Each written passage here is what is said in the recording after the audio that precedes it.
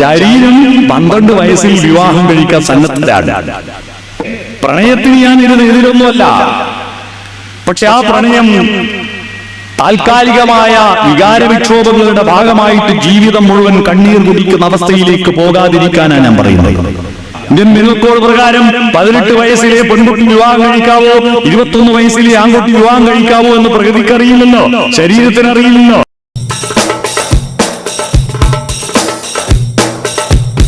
ഈ ശരീരത്തിനകത്തുള്ള ഹോർമോൺ ഉൽപാദനം ആരംഭിക്കുമ്പോൾ ശരീരം ഗുരുവാകുന്നു, മനസ്സ് ലഘുവാകുന്നു. ഇവിടുന്നെങ്കിലും റോഡ് മേലെ പോകുമ്പോ ഒരു പയ്യൻ ചിരിച്ചു കാണിച്ചാൽ മതി, ഒരു ചിരി കണ്ടാൽ അത് മതി, ഒരു മൊഴി കേട്ടാൽ അത് മതി. 2 ആഴ്ച ഉറക്കുണ്ടാവില്ല. അപ്പൊ മൊയിൽ കിടന്നുറങ്ങി, ആമ പോയി. മനസ്സ് കിടന്നുറങ്ങി, ശരീരം പോയി. ആമ പോയി ട്രോഫി വാങ്ങിയിട്ട് 2 കൊല്ലം കഴിയുമ്പോ ട്രോഫി എടുത്തിട്ട് വരൂ, അമ്മേ പറ്റിപ്പോയി പറഞ്ഞിട്ട് ട്രോഫി എടുത്ത് വരും. കണ്ടില്ലേ? പ്രണയത്തിന് ഞാൻ എതിരൊന്നുമല്ല. പക്ഷെ ആ പ്രണയം താൽക്കാലികമായ വികാരവിക്ഷോഭങ്ങളുടെ ഭാഗമായിട്ട് ജീവിതം മുഴുവൻ കണ്ണീർ കുടിക്കുന്ന അവസ്ഥയിലേക്ക് പോകാതിരിക്കാനാണ് ഞാൻ പറയുന്നത്. പോകാതിരിക്കാനാണ് പറയുന്നത്. എന്താ കാരണം? താൽക്കാലികമായി ശരീരത്തിന്റെ സംതൃപ്തിപ്പെടുത്താൻ വേണ്ടിയിട്ട് നിങ്ങളുടെ മനസ്സിനെ കൊരങ്ങു കളിപ്പിക്കുന്ന ശരീരമാണ് ഇന്ന് യുവാക്കൾ നേരിടുന്ന ഏറ്റവും വലിയ പ്രശ്നം. മനസ്സിനെ കൊരങ്ങു കളിപ്പിക്കുന്ന ശരീരം. ആ ശരീരം പല മോഡലിൽ നിങ്ങളുടെ ചിന്തകളെ കൊണ്ടുപോകും. കാരണം ശരീരത്തിന് വേണ്ടത്, ശരീരത്തിന് ഇന്ത്യൻ മിനൽ കോഡ് അറിയില്ല. ഇന്ത്യൻ മിനൽ കോഡ് പ്രകാരം 18 വയസ്സിലെ പെൺകുട്ടി വിവാഹം കഴിക്കാവോ, 21 വയസ്സിലെ ആൺകുട്ടി വിവാഹം കഴിക്കാവോ എന്ന് പ്രകൃതിക്ക് അറിയില്ലല്ലോ, ശരീരത്തിന് അറിയില്ലല്ലോ. ശരീരം 12 വയസ്സിൽ വിവാഹം കഴിക്കാൻ സന്നദ്ധരാണ്. അത് ഇഴചേരാൻ താല്പര്യം പ്രകടിപ്പിക്കുക. ആ താല്പര്യത്തിൽ നമ്മുടെ സംസ്കാര സമ്പന്നമായ മനസ്സ് ശരീരത്തോട് അനങ്ങാണ്ട് കിടക്ക് എന്ന് പറയാനുള്ള ഇച്ഛാശക്തി നഷ്ടപ്പെടുമ്പോൾ ആ യുവാവ് ഈ ഭൂമിയിൽ താൻ എന്തിനാണ് വന്നത്, തന്റെ ബൗദ്ധിക മണ്ഡലം, തന്റെ വൈകാരിക മണ്ഡലം, തന്റെ ധാർമ്മിക മണ്ഡലം, തന്റെ ചിന്താമണ്ഡലം, തന്റെ സത്യാന്വേഷണ മണ്ഡലം, ആ മണ്ഡലം മുഴുവൻ ഡീലിറ്റായി പോവുകയും തന്റെ വൈകാരിക ശാരീരികമായ തൃഷ്ണകൾ എനർജി സജീവമാവുകയും ചെയ്യുന്നു, ആക്ടിവേറ്റ് ആവുകയും ചെയ്യുന്നു. അതിൽ പെട്ടുപോകുന്ന യുവാക്കൾ നമ്മുടെ നാട്ടിൽ ഒരുപാടുണ്ട്. 10-35 വയസ്സ് കഴിയുമ്പോഴേക്ക് എന്തിനായിരുന്നു ഞാൻ ഓടിയത് എന്ന് കുറ്റബോധത്തോടെ ഓർക്കാനിടവരരുത്. അതുകൊണ്ട് പ്രണയമാകാം, ശരീരത്തിന്റെ അംബീഷൻസിനെ തൃപ്തിപ്പെടുത്താനാകാം, അതൊക്കെ പറ്റും. പക്ഷേ സാംസ്കാരിക പരിപ്രേക്ഷ്യത്തിന്റെ ഉള്ളിൽ കിടക്കണമത്. അപ്പോഴേ നമ്മൾ മനുഷ്യരാവും. ആ സാംസ്കാരിക പരിപ്രേക്ഷ്യത്തെ ശക്തിപ്പെടുത്താനാവണം നമ്മുടെ പഠനവും ഭക്തിയും പ്രാർത്ഥനയും ഒക്കെ. ഭക്തി എന്ന വാക്കിന്റെ അർത്ഥം അറിയാം. ഭക്തി എന്ന വാക്കിന്റെ അർത്ഥം ഈശ്വര വിശ്വാസം എന്നല്ല, ഉള്ളിൽ പ്രകാശം നിറക്കുക എന്നതാണ്. ഭ എന്ന് പറയുന്നത് ശോഭയാണ്. പ്രകാശം നിറക്കുന്നത് ഭാരതത്തിലെ ആദ്യത്തെ പ്രാർത്ഥന ഒരു ദൈവത്തിന്റെ പേരിലല്ല, ഹിന്ദുമതം ഉണ്ടാകുന്നതിന് മുമ്പ്. ഈ ദൈവങ്ങളെല്ലാം ഉണ്ടാകുന്നതിന് മുമ്പ് ഒരു പ്രാർത്ഥനയുണ്ടായിരുന്നു ഭാരതത്തിൽ, അറിയുമോ? ഒരു പ്രാർത്ഥന. ആ പ്രാർത്ഥന ഒരു മതത്തിൻ്റെതുമല്ല, എല്ലാ മനുഷ്യരാശിക്കും പ്രാർത്ഥിക്കാൻ പറ്റിയതാണ്. ആ പ്രാർത്ഥന ഓം സത്സവിതുർവരേണ്യം ഭർഗോ ദേവസ്യ ധീമഹി ധിയോ യോ ന പ്രചോദയാത്. ഈ ഓം എന്ന് പറഞ്ഞാൽ എന്താ? ഓം എന്താന്ന് കഴിഞ്ഞ ദിവസം ചിന്മയ കോളേജിൽ ഒരു വിഷയം അവതരിപ്പിക്കാൻ പോയപ്പോ ഞാൻ അവിടുത്തെ കുട്ടിയോട് ചോദിച്ചു ഓം എന്ന് പറഞ്ഞാൽ എന്താ? അപ്പൊ ഒരുത്തൻ എഴുതിയിട്ട് പറഞ്ഞു, ദൈവത്തെ ഡൗൺലോഡ് ആക്കുന്ന പാസ്വേഡാണ് ഓം. ഓം നമശിവായ എന്ന് പറയുമ്പോൾ ശിവൻ ഡൗൺലോഡായി, ഓം നാരായണായ എന്ന് പറഞ്ഞ വിഷ്ണു ഡൗൺലോഡായി. അല്ല, പ്രകൃതിയുടെ അടിസ്ഥാന 3 നിയമങ്ങളാണ്. ആ ഓ അം എന്ന 3 ശബ്ദങ്ങൾ പ്രതീകവൽക്കരിച്ചതാണത്. അത് കൂട്ടി വായിച്ചാൽ ഓം. എന്താണ് ആ ഓ അം? ഉണ്ടാവുന്നു, ജീവിക്കുന്നു, മരിക്കുന്നു, ജനിക്കുന്നു, ജീവിക്കുന്നു, മരിക്കുന്നു. അതെല്ലാവർക്കും ബാധകല്ലേ? അതാണ് സത്ത്. എന്താ സത്ത്? സത്യത്തെ അന്വേഷിക്കുക. ഈ ശരീരം അസത്ത, നിലനിൽക്കുന്നതല്ല, അല്ലേ? 100 കൊല്ലം കഴിഞ്ഞാൽ ഇവിടെ ഇരിക്കുന്ന എല്ലാവരുടെയും തല ഏത് കോലത്തിലുണ്ടാവും? എല്ലാം പോലേ, മണ്ണിനടിയിലേക്ക് പോലേ. ഇതെല്ലാം അസത്ത. ഇതിലൊരു സത്തുള്ളത് കൊണ്ട് ഈ അസത്തിന് വിലയുള്ളത്, അല്ലേ? ഇതിൽ സത്തില്ലെങ്കിൽ നമ്മൾ മരിച്ച എന്റെ പ്രിയപ്പെട്ട സുഹൃത്ത്, അവന്റെ അച്ഛനെന്ന് പറഞ്ഞാൽ അവൻ അത്രയും ഇഷ്ടമാണ് ജോസഫ് മാഷ്. അത്രയും ഇഷ്ടമാണ്. മാഷെന്ന് പറയുമ്പോൾ തന്നെ അവൻ മാടികെട്ടയച്ചു. അത്രയും ഇഷ്ടം. ഇങ്ങനെയും അച്ഛനെ സ്നേഹിച്ചൊരു മനുഷ്യൻ പറയില്ല. അയാൾ മരണപ്പെട്ടു പോയപ്പോൾ ഞാൻ ഇവരെങ്ങനെ ഇത് താങ്ങുമെന്ന് വിചാരിച്ചിട്ട് ഞാൻ ചെല്ലുമ്പോ അകത്തേക്ക് കയറാൻ വേണ്ടി പോയപ്പോ ഇവൻ എന്നോട് പറയാ ബോഡി കുളിപ്പിക്കുകയാണ്. തലേ ദിവസം വരെ അച്ഛൻ എന്തത്ര അരുമയോടുകൂടി പറഞ്ഞിരുന്നവനാണ് എന്ത് പറഞ്ഞ ബോഡി. മനസ്സിലായോ? കാരണം എന്താ? അതിലെ സത്തങ്ങ് പോയി. പിന്നെ വെറും ബോഡി അസത്ത. നമ്മുടെ മുടി സുന്ദരമാകുന്നത് എപ്പോഴാ? തിക്കുറി സുകുമാരൻ നായർ ഭാര്യയുടെ മുടിയെ പറ്റി വർണ്ണിച്ചൊരു പാട്ട് എഴുതിയിട്ടുണ്ട്. കാർക്കൂന്തൽ കിട്ടിനെന്തിനു വാസന തൈലം. നിന്റെ മുടിക്ക്, ഭാര്യയുടെ മുടിക്ക് വാസന തൈലം വേണ്ട, പൊങ്ങുമണമൊന്നുമില്ല, നല്ല സുഗന്ധമുണ്ട് എന്ന് വർണ്ണിച്ചു കേട്ടപ്പോ ഭാര്യക്ക് ഭയങ്കര സന്തോഷമായി. ഭാര്യ ഒരു സ്പെഷ്യൽ ഭക്ഷണം ഉണ്ടാക്കി കൊടുത്തു. ആ ഭക്ഷണം വിളമ്പി കൊടുത്തു. ആ ഭക്ഷണം കഴിച്ചുകൊണ്ടിരിക്കുമ്പോ ഭർത്താവ് ഇങ്ങനെ ഭക്ഷണം വാരി എടുക്കുമ്പോ അതിലതാ ഒരു മുടി വലിയുന്നു.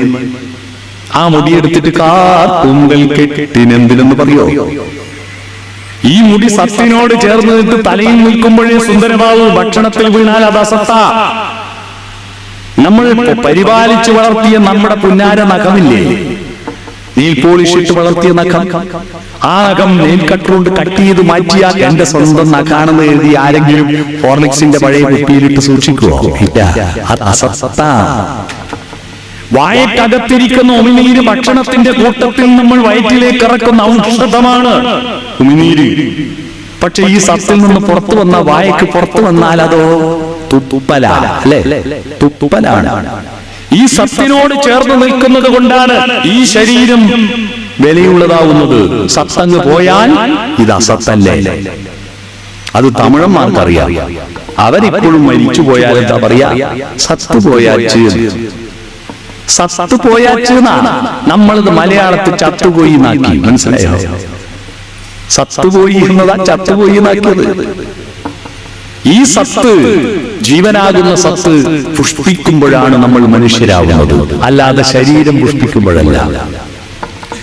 ശരീരത്തെ ഡെക്കറേറ്റ് ചെയ്ത് മുടിയോ വാർന്നൊതുക്കി അതിൽ പുഷ്പങ്ങൾ ചൂടി അതിൽ പൗഡർ ഇട്ട് ലിപ്സ്റ്റിക് ഇട്ട് സുന്ദരമാക്കി വസ്ത്രങ്ങൾ ധരിപ്പിച്ചു. ഈ ശരീരത്തെ പുഷ്പിച്ച് അലങ്കരിച്ചു കൊണ്ട് നടക്കലല്ല. നമ്മുടെ മനസ്സിനെ, നമ്മുടെ ജീവനെ പുഷ്പിക്കാൻ, അതിനെ അലങ്കരിക്കാൻ നിങ്ങളുടെ മനസ്സുകൊണ്ട്, ഹൃദയം കൊണ്ട്, സർഗാത്മകത കൊണ്ട്, നിങ്ങളുടെ അനുഭൂതികളുടെ ലോകത്തിലേക്ക് ശബ്ദം കൊണ്ട്, നാദം കൊണ്ട് കഴിയുമോ? അതാണ് ചോദ്യം. അവിടെയാണ് നാദം കൊണ്ട് നമ്മുടെ ജീവനെ സൗന്ദര്യം. അതാണ് ദൈവങ്ങളുടെ എല്ലാ മതങ്ങളിലും സുന്ദരമായ പ്രാർത്ഥനകൾ നാദമാണ്, അല്ലേ? ആദിയിൽ വചനമാണ്. ആദിയിൽ വചനമുണ്ടായി, ആദിയിൽ വചനമുണ്ടായി, ആ വചനം രൂപമായി എന്ന് പറഞ്ഞൊരു പഴയ സിനിമ ഗാനമുണ്ട് കേട്ടോ. ബൈബിളിലെ വചനം നാദമാണ്.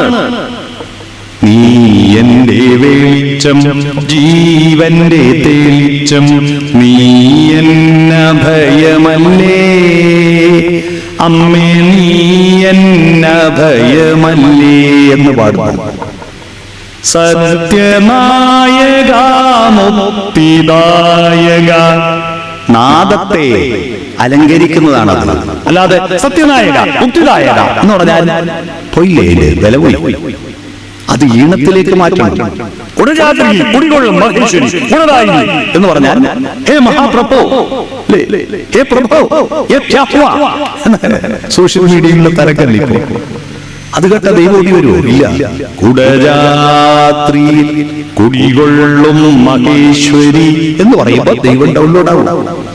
നാദമാണ്, ആദിനാദം. നാദം സുന്ദരമാക്കാൻ പഠിപ്പിച്ചപ്പോഴാണ് നമ്മൾ മനുഷ്യരായത്. നിങ്ങൾ സംഗീതം പഠിച്ചവർക്കറിയാം, സപ്തസ്വരങ്ങളിൽ അട്ടഹാസത്തെയാണ് നിഷാദം എന്ന് പറയുക. മെല്ലെ പറയുന്നത് ഷഡ്ജമാണ്. കേട്ടിട്ടുണ്ടോ? സംഗീതം പഠിച്ചവർക്കറിയാലോ. ഷഡ്ജം, ഋഷഭം, ഗാന്ധാരം, മധ്യമം, പഞ്ചമം, ദൈവതം, നിഷാദം. ഉച്ചസ്ഥായി ശബ്ദം നിഷാദം. നിഷാദൻ ആരാ? ആരാ നിഷാദൻ? മാ നിഷാദ. അരുത് കാട്ടാളാ. നിഷാദൻ കാട്ടാളനാണ്. കാട്ടാളന്റെ ഒറ്റയാണ് ഏഹേ ഓഹോ. അട്ടഹാസത്തിൽ നിന്ന് മെല്ലെ പറയാൻ തുടങ്ങിയപ്പോഴാണ് മനുഷ്യനുണ്ടായത്.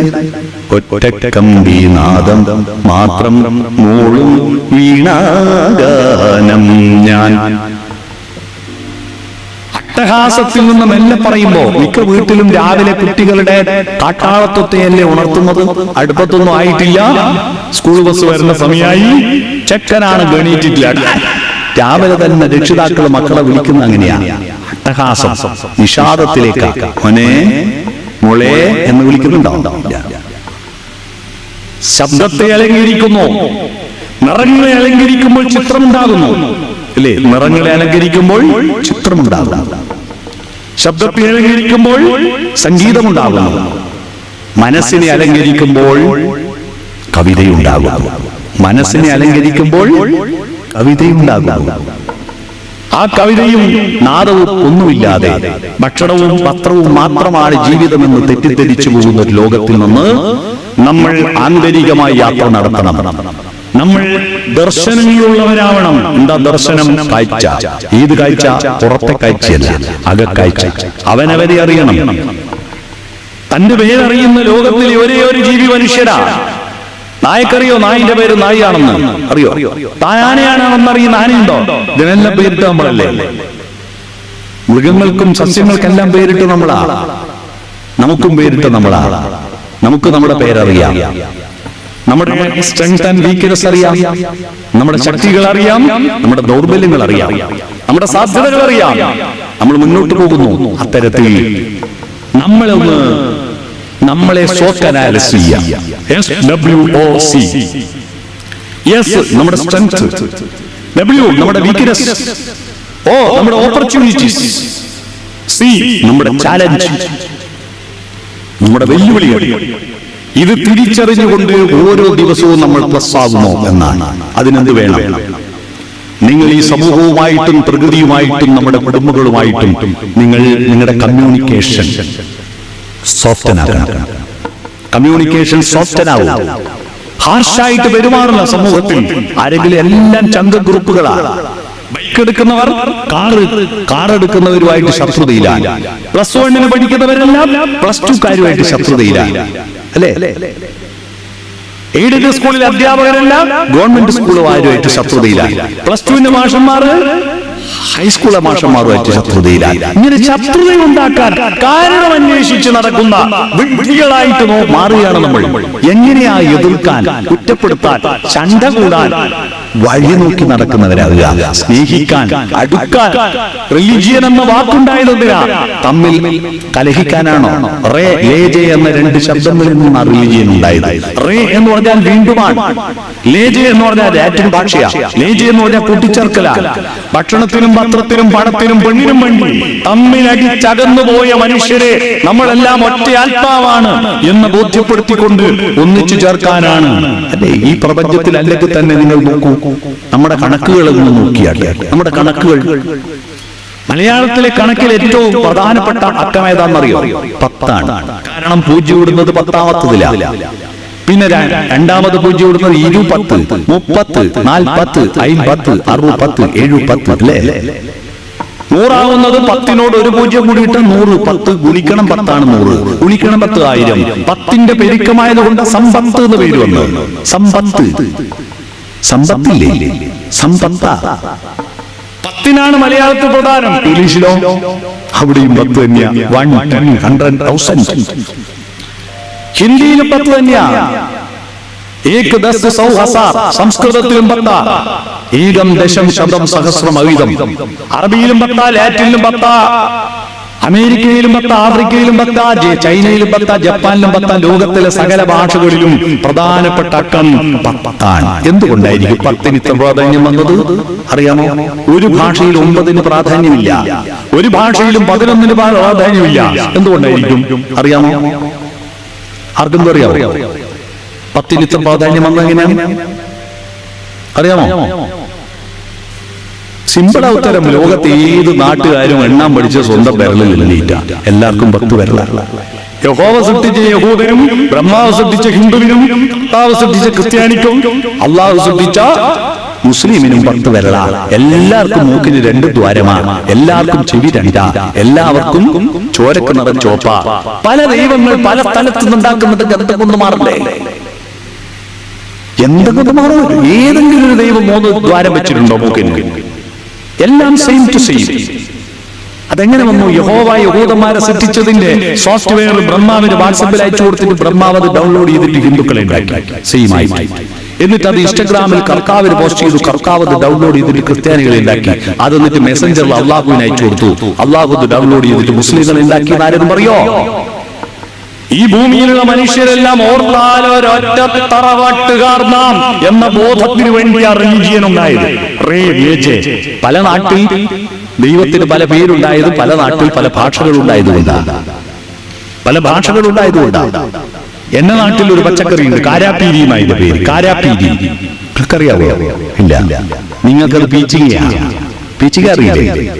പീച്ചിങ്ങ. എന്ന കണ്ണൂര്, എന്റെ നാട്ടിൽ കാരാപ്പീരിയ. കണ്ണൂർ എത്തുമ്പോ പൊട്ടിക്കുക, കാസർഗോഡ് എത്തിയാൽ താലോലിക്കുക, കോഴിക്കോട് എത്തിയാൽ ഞരമ്പര. ഓരോ നാട്ടിലും ഓരോ പേരാ, സാധനം ഒന്നാം. അതുപോലെ ഈ പ്രപഞ്ചത്തിൽ എല്ലായിടത്തുമുള്ള ദൈവത്തിന് പല നാട്ടിൽ പല ഭാഷയായതുകൊണ്ട് പല പേരിൽ അറിയപ്പെടുന്നു എന്നല്ലാതെ ഇതെല്ലാം വേറെ വേറെ ഉണ്ടോ? ഇല്ല. അതിന്റെ പേരിൽ തമ്മിലടിക്കുന്ന മനുഷ്യരെന്തൊരു വെറുക്കാൻ കാരണങ്ങൾ കണ്ടെത്തുക, ദൈവത്തെ പോലും കാരണമാക്കുക. തമ്മിലടിക്കാൻ ദൈവത്തെ പോലും കാരണമാക്കുന്ന വിഡ്ഢികളായിട്ട് മനുഷ്യന്മാരാണോ? വെറുക്കാനല്ല, സ്നേഹിക്കാനാണ് നമ്മൾ ഈ ഭൂമിയിലേക്ക് അയച്ചത്. ഒത്തുചേരാനാണ്, പരസ്പര പൂരിതമാകാനാണ്. അതുകൊണ്ട് നമ്മുടെ മനസ്സ് നിയന്ത്രിക്കുന്ന ശരീരവുമായിട്ട് സോഫ്റ്റനാവുക. Smile, SOFTEN.